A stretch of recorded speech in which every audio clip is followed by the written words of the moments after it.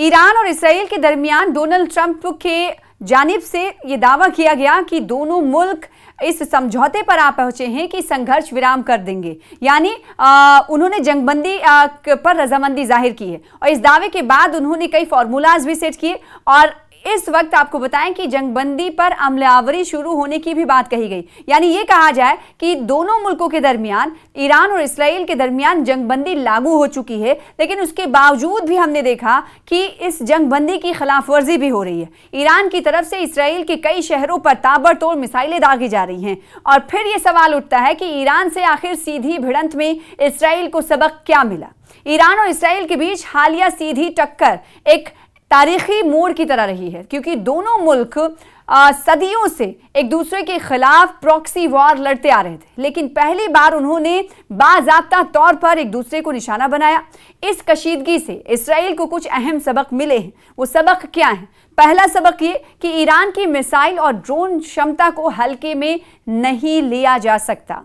Iran ने अप्रैल 2024 में Israel पर सैकड़ों ड्रोन, क्रूज और बैलिस्टिक मिसाइलें दागी थी। हालांकि इसराइल और उसके सहयोगी, जिसमें अमेरिका, ब्रिटेन, फ्रांस, जॉर्डन ने 99% हमलों को रोक दिया था, फिर भी ये स्पष्ट हो गया कि ईरान डायरेक्ट स्ट्राइक कैपेबिलिटी रखता है। इसराइल को अब अपनी वायु रक्षा प्रणाली यानी आयरन डोम, एरो को और बढ़ाने की, मजबूत करने की जरूरत महसूस हो रही है। इसराइल ने ऑपरेशन राइजिंग लाइन के तहत ईरान के एटॉमिक ठिकानों पर और जो मिलिट्री अड्डे थे उन्हें निशाना बनाया और मिसाइल सुविधाओं पर हमला किया था ईरान के। जबकि अमेरिका ने ऑपरेशन मिडनाइट हैमर में B-2 स्टील्थ बॉम्बर से फोर्दो, नतांज और इस्फहान पर जवाबी हमले किए थे। जवाब में ईरान ने इसराइल पर 450 से अधिक मिसाइलें और 1000 ड्रोन दागे।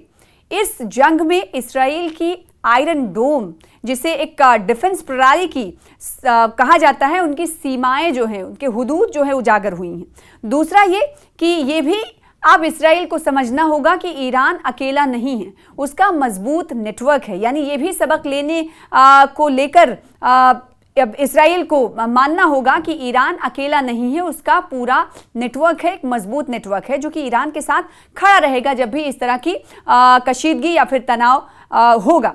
ईरान के पास जो इलाकाई नेटवर्क है वो कौन कौन से हैं, ये भी जान लेना ज़रूरी है। हिजबुल्लाह, लेबनान यानी हूती और हूसी बागियों की बात करें, यमन यानी लेबनान और यमन, और इसके अलावा शिया मिलिशिया यानी इराक और सीरिया, ये सभी इसराइल को घेर सकते हैं, जिससे मल्टी फ्रंट पर युद्ध का खतरा बढ़ सकता है। जी हाँ, तो अब ये समझने की ज़रूरत है इसराइल को कि ईरान अकेला नहीं है, कौन कौन से देश उसके साथ आ सकते हैं, ये इसराइल को देखना अब ज़रूरी है। इसके अलावा तीसरी बड़ी बात यह है कि जो आलमी मदद है उसकी भी अहमियत को देखना होगा इसराइल को। इस कशीदगी में अमेरिका, ब्रिटेन और फ्रांस ने इसराइल के साथ मिलकर सहयोग की, रक्षा की। इसराइल को अब ये साफ हो गया है कि अकेले लड़ना उसके लिए सही नहीं है, उसे अपनी डिप्लोमेटिक और मिलिट्री एक्शंस जो साझेदारी हैं उसे मजबूत बनाना होगा।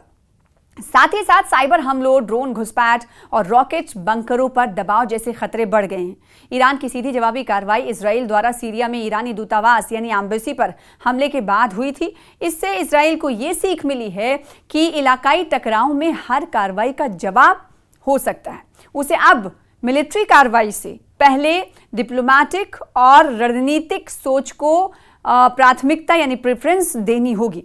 इससे क्या निष्कर्ष निकलता है, नतीजे क्या निकलते हैं? इस सीधी टक्कर ने इसराइल को यह एहसास कराया है कि अब युद्ध केवल सीमित नहीं है, महदूद नहीं है। अगर मुस्तकबिल को देखें तो इसके लिए रक्षा रणनीति यानी डिफेंस रणनीति को और इसके अलावा कूटनीतिक सहयोग यानी डिप्लोमेटिक शिराकतदारी और साइबर एवं आंतरिक यानी इंटरनल सिक्योरिटी पर ज्यादा ध्यान इसराइल को देना होगा। ईरान अब सिर्फ एक छाया में छिपा हुआ मुल्क नहीं है, बल्कि एक खुली चुनौती बन गया है। ये इसराइल को समझना होगा।